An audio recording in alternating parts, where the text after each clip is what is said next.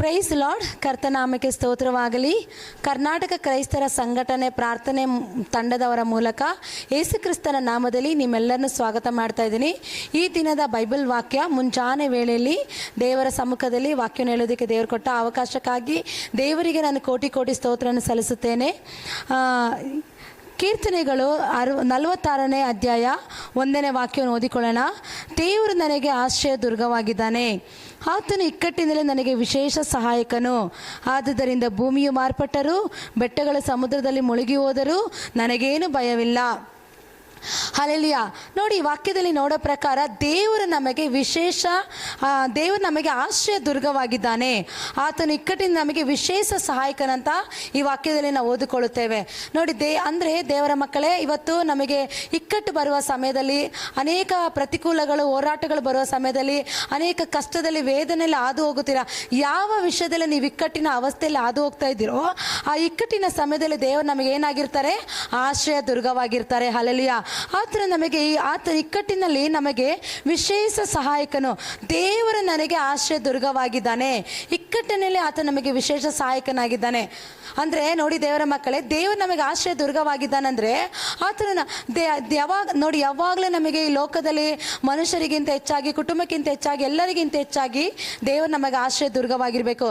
ಯಾವಾಗ ದೇವರು ನಮಗೆ ಆಶ್ರಯ ದುರ್ಗವಾಗಿರ್ತಾರೋ, ಆಶ್ರಯ ದುರ್ಗವಾಗಿರೋ ಆ ಸಮಯದಲ್ಲಿ ಇಕ್ಕಟ್ಟಿನ ಒಂದು ಇಕ್ಕಟ್ಟು ಇದೆಯಾ ನಿಮ್ಮ ಜೀವಿತದಲ್ಲಿ?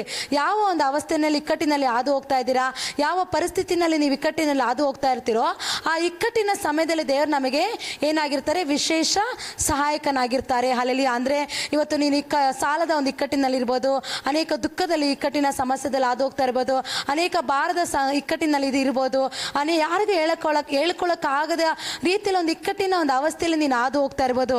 ಅಂಥ ಒಂದು ಇಕ್ಕಟ್ಟಿನ ಸಮಯದಲ್ಲಿ ನಮ್ಮ ದೇವರು ಏನಾಗಿರ್ತಾರೆ? ನಮಗೆ ವಿಶೇಷ ಸಹಾಯಕನಾಗಿರ್ತಾನೆ. ಯಾರು ಈ ಲೋಕದಲ್ಲಿ ನಮಗೆ ಕೈ ಬಿಟ್ಟರು, ಯಾರು ಸಹಾಯ ಮಾಡೋಕ್ಕಾಗದಿದ್ರು, ನಮ್ಮ ಕುಟುಂಬದವರು, ನಮ್ಮ ಸಂಬಂಧಿಕರು, ನಮ್ಮ ಜೊತೆಲಿರೋರು ಯಾರು ಕೂಡ ನಮಗೆ ಸಹಾಯ ಮಾಡೋಕ್ಕಾಗದಿರೋ ಸಮಯದಲ್ಲಿ ದೇವರು ನಮಗೆ ವಿಶೇಷ ಸಹಾಯಕನಾಗಿದ್ದಾನೆ. ಬೆಟ್ಟಗಳು ಗುಟ್ಟಗಳು ಕದಲಿ ಹೋದ್ರು, ಗುಟ್ಟಗಳು ಕದಲಿ ಹೋದ್ರೂ ನಮಗೇನು ಭಯ ಇಲ್ಲ. ಯಾಕಂದ್ರೆ ದೇವರು ನಮಗೆ ಆಶ್ರಯ ದುರ್ಗವಾಗಿದ್ದಾನೆ. ಯಾವ ಇಕ್ಕಟ್ಟಿನ ಸಮಸ್ಯೆ ನಮ್ಮ ಜೀವಿತದಲ್ಲಿ ಬಂದ್ರೂ ದೇವರು ನಮಗೆ ಸಹಾಯ ಮಾಡೋ ದೇವರಾಗಿದ್ದಾನೆ. ಅಂದ್ರೆ ಅನೇಕ ಬೆಟ್ಟಗಳು ಗುಟ್ಟಗಳು ಕದಲಿ ಹೋದ್ರು ಅಂದ್ರೆ ನಿಮಗೆ ಅನೇಕ ನೀವು ಯಾತ್ರೆ ಮಾಡುವ ಸಮಯಗಳಲ್ಲಿ, ಅನೇಕ ನೀವು ಕೆಲಸಕ್ಕೆ ಹೋಗೋ ಸಮಯದಲ್ಲಿ, ಪ್ರತಿಯೊಂದು ಸಮಯದಲ್ಲೂ ಕೂಡ ಏನೇ ಸಮಸ್ಯೆ ಬಂದ್ರೂ ಕೂಡ ದೇವರು ಆತ ನಮಗೆ ವಿಶೇಷ ಸಹಾಯಕನಾಗಿದ್ದಾನೆ. ಏನೆಲ್ಲ ನಮ್ಮ ಜೀವಿತದಲ್ಲಿ ಬೆಟ್ಟ ಗುಟ್ಟಗಳು ಕದಲಿ ಹೋಗ್ಬೋದು, ಏನೆಲ್ಲ ನಮ್ಮ ಜೀವಿತದಲ್ಲಿ ಪರಿಸ್ಥಿತಿಗಳು ಬರ್ಬೋದು, ಏನೆಲ್ಲ ನಮ್ಮ ಜೀವಿತದಲ್ಲಿ ಇಕ್ಕಟ್ಟು ಬರ್ಬೋದು, ಏನೇ ಬಂದರೂ ಕೂಡ ನಮಗೆ ಯಾವ ಭಯ ಇಲ್ಲ. ಈ ವಾಕ್ಯದಿಂದ ದೇವರು ನಿಮ್ಮೆಲ್ಲರನ್ನು ಆಶೀರ್ವಾದ ಮಾಡಲಿ. ನಾವು ಪ್ರಾರ್ಥನೆ ಮಾಡಿಕೊಳ್ಳೋಣ. ಪರಿಶುದ್ಧನಾದ ದೇವರೇ, ನಿತ್ಯನಾದ ತಂದೆ ಸ್ವಾಮಿ, ನಿನ್ನ ವಾಕ್ಯದಲ್ಲಿ ಹೇಳೋ ಪ್ರಕಾರ ನೀನು ನಮಗೆ ಆಶ್ರಯ ದುರ್ಗವಾಗಿದೆಯಾ.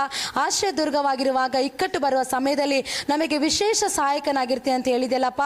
ಬೆಟ್ಟಗಳು ಗುಟ್ಟಗಳು ಕದಲಿ ಆದರೂ ನಮಗೆ ಯಾವ ಭಯ ಇಲ್ಲ ಅಂತ ನಿನ್ನ ವಾಕ್ಯದಲ್ಲಿ ಹೇಳೋ ಪ್ರಕಾರ ಇದನ್ನು ಕೇಳುತ್ತಿರುವಂಥ, ಈ ವಾಕ್ಯವನ್ನು ವೀಕ್ಷಿಸುತ್ತಿರುವಂಥ ಪ್ರತಿಯೊಬ್ಬರು ಕಷ್ಟದಲ್ಲಿ, ದುಃಖದಲ್ಲಿ, ವೇದನೆಯಲ್ಲಿ, ಎಂಥ ಒಂದು ಇಕ್ಕಟ್ಟಿನ ಸಮಸ್ಯೆಯಲ್ಲಿದ್ದಾರೋ ಅವರಿಗೆ ನೀನು ವಿಶೇಷ ಸಹಾಯಕನಾಗಿದ್ದು ಅವ್ರನ್ನ ನೀನು ಧೈರ್ಯಪಡಿಸಿ ಅವ್ರನ್ನ ಬಲಪಡಿಸಿ ನಿನ್ನ ಕೃಪೆಯಲ್ಲಿ ಅವ್ರನ್ನ ಮರೆಮಾಚಿಕೋ ಕರ್ತನೆ. ನೀನು ಹಾಗೆ ಮಾಡೋದಕ್ಕಾಗಿ ಸ್ತೋತ್ರ, ಅದ್ಭುತಕ್ಕಾಗಿ ಸ್ತೋತ್ರ. ಎಲ್ಲವನ್ನು ಯೇಸು ಕ್ರಿಸ್ತನ ನಾಮದಲ್ಲಿ ಬೇಡಿಕೊಳ್ಳುತ್ತೀನಿ ತಂದೆ, ಆಮೇನ್.